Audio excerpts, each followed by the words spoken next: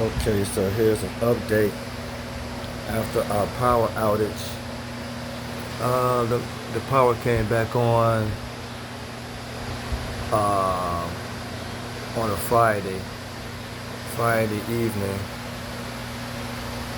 So it was 3 days with no power, and the tanks was looking terrible. By the time I cleaned it out,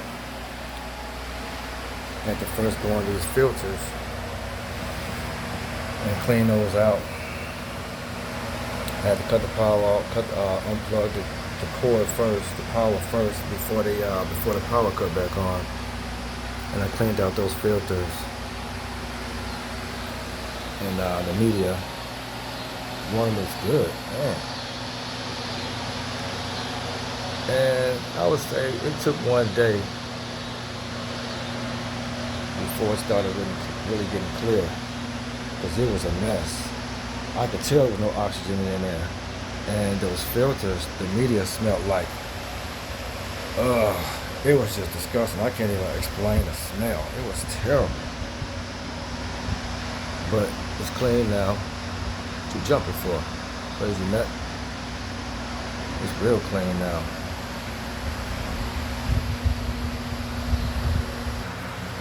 This tank, the same thing. That's my green Texas Civic. She's so darn scary. I'm trying to get her to be not so jumpy when I get close to the tank. But anyway, this one was the same thing. It was terrible. The filters, same thing. I cleaned both filters.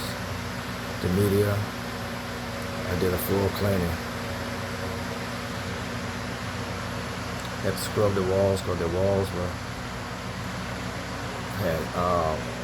it's like it had foam on it. Where is that Blake away? He's usually out and about. He's very active. He's usually out and about. And I put this quick start in there. Right there, bam. That added beneficial bacteria and stuff, whatever, ammonia was in there. Put that up in there. And one day, it just cleared up.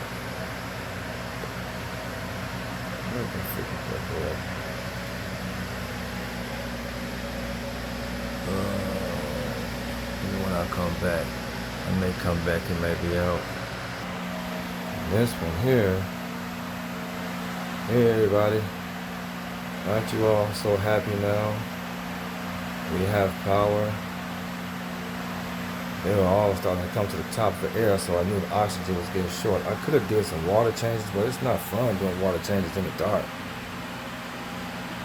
I still could have just drained some water, just put some water in there. I could have done that, but I probably would have done that if we had went 24 more hours without power. I moved the moss over here, flipped it around so I can put some light on there so it can start turning green, because it was, the way these things are made, you have to keep turning them around for it to turn green, because if it don't get any light on it, it's like it won't grow, it won't turn green, it will stay like it's brownish. Where's that Pleco at? I have a bristle nose in here. He hides so good. He's getting used to the tank now. He's staying mostly at the bottom around the driftwood. He used to just be on the walls. Up on the back wall, rather. Hey y'all. How everybody doing? So yeah, I did the same thing with this tank too. I cleaned out both filters back there. By the way, that's an Aquaclear 110. That's the Aquaclear 70. I got the same setup on each tanks, so they get plenty of filtration. Plenty of filtration.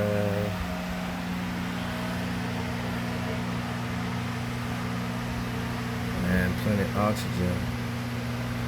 What's up, girl? How you doing? Say hi.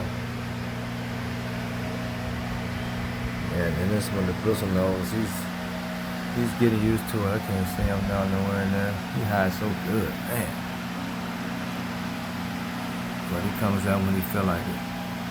You got plenty of driftwood, Tron, chow down on wood fiber for him.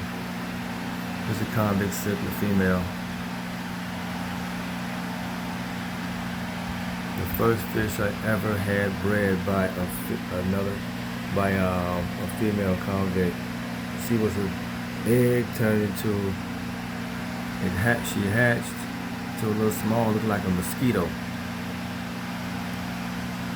She had a brother too survive. Her brother's in the other tank. And she's pretty.